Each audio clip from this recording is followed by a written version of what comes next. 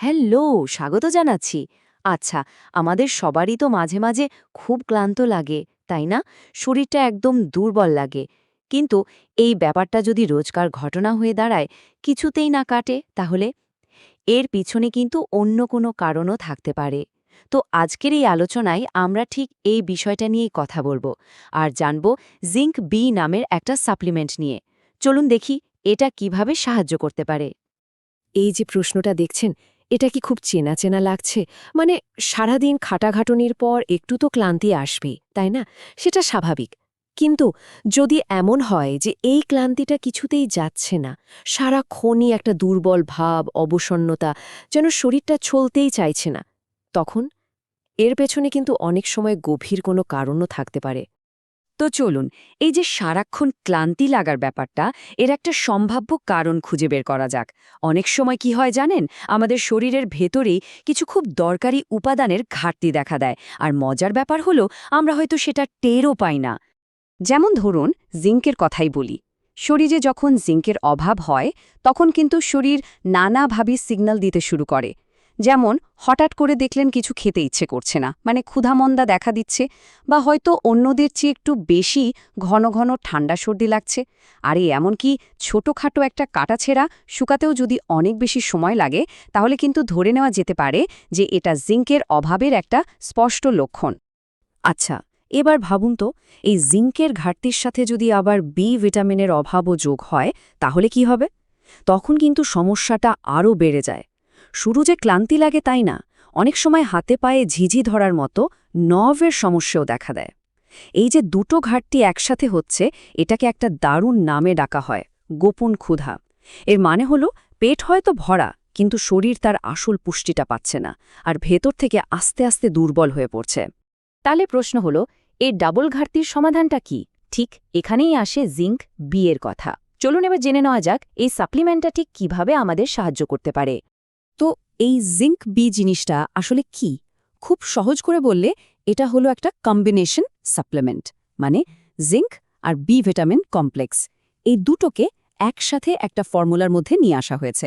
এর মূল লক্ষ্য একটাই, শরীরে এই জরুরি উপাদান দুটোর অভাব পূরণ করা আর শরীরকে ভেতর থেকে চাঙ্গা করে তোলা।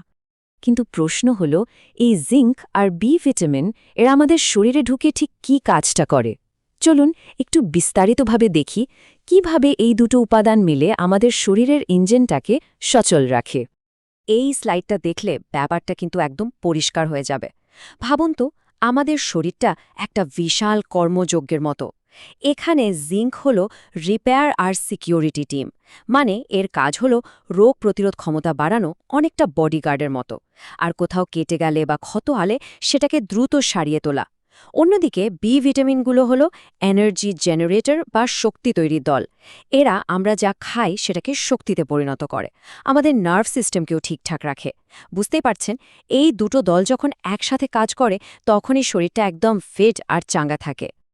আচ্ছা, যে কোনো ঔষধ বা সাপ্লিমেন্টের ক্ষেত্রে কিন্তু সবচেয়ে জরুরি হলো এর সঠিক ডোজটা জানা। তো চলুন এখন জেনে নেওয়া যাক এই জিঙ্ক বি ঠিক কী পরিমাণে আর কিভাবে খেতে হয়। এই স্লাইডে যে টেবিলটা দেখা যাচ্ছে সেদিকে একটু খেয়াল করা যাক। দেখুন, ট্যাবলেট আর সিরাপ দুই ধরনের ফর্মে এটা পাওয়া যায়, আর বয়স আর ওজন অনুযায়ী এর ডোজটাও কিন্তু আলাদা। যেমন প্রাপ্তবয়স্কদের জন্য যে ডোজ, স্বাভাবিকভাবে সেটা শিশুদের জন্য নয়। আবার একেবারে ছোট শিশুদের জন্য ডোজটা আরও কম। যেহেতু একেকজনের শরীরের প্রয়োজন একেক রকম, তাই এই গাইডলাইনটা ভালোভাবে দেখে নেওয়াটা খুবই দরকারি।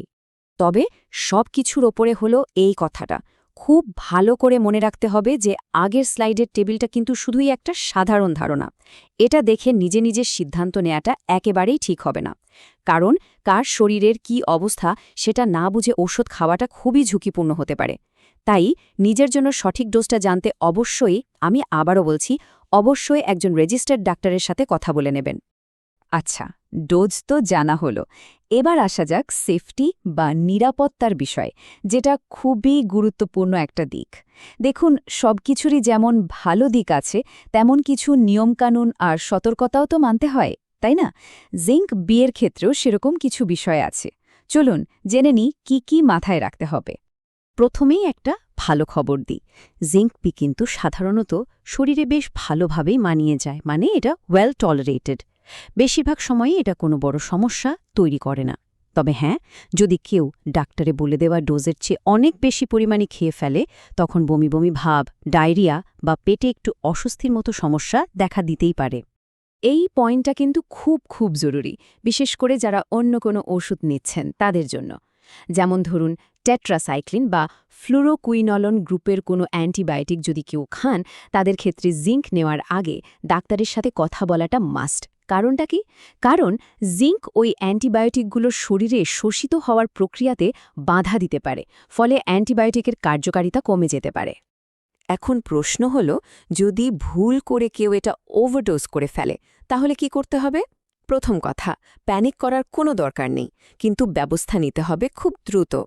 এই স্লাইডে দেখুন কিছু লক্ষণের কথা বলা আছে, যেমন পেটে সাংঘাতিক ব্যথা বা বমি হওয়া। এই ধরনের কিছু দেখা দিলেই আর এক মুহূর্ত দেরি না করে সোজা ডাক্তার বা কাছের কোনো হাসপাতালে যোগাযোগ করতে হবে। এটাই কিন্তু সবচেয়ে নিরাপদ আর বুদ্ধিমানের কাজ। তো আমরা আলোচনার প্রায় শেষ দিকে চলে এসেছি। এতক্ষণ ধরে যে এত কিছু জানলাম, এর থেকে সবচেয়ে জরুরি বা মূল কথাটা কি? চলুন শেষবার সেটার উপর একবার চোখ বুলিয়ে নেওয়া যাক। দেখুন, মূল কথাটা হলো এটাই, জিঙ্কের ঘাটতি হোক বা বি ভিটামিনের, সেটা পূরণ করার জন্য জিঙ্ক বি এর মতো সাপ্লিমেন্টগুলো একটা দারুণ টুল বা উপায় হতে পারে। কিন্তু মনে রাখতে হবে, এগুলো কোনো ম্যাজিক না যে খেলেই সব ঠিক হয়ে যাবে। এর সবচেয়ে নিরাপদ আর কার্যকর ব্যবহারের জন্য একজন বিশেষজ্ঞ বা ডাক্তারের পরামর্শই কিন্তু শেষ কথা, এর কোনো বিকল্প নেই। তো আজকের এই আলোচনা শেষ করার আগে একটা প্রশ্ন সবার জন্য রেখে যেতে চাই। শুধু সাপ্লিমেন্টের ওপর ভরসা না করে নিজের স্বাস্থ্যের সার্বিক ভালোর জন্য আমাদের পরবর্তী পদক্ষেপটা কি হতে পারে?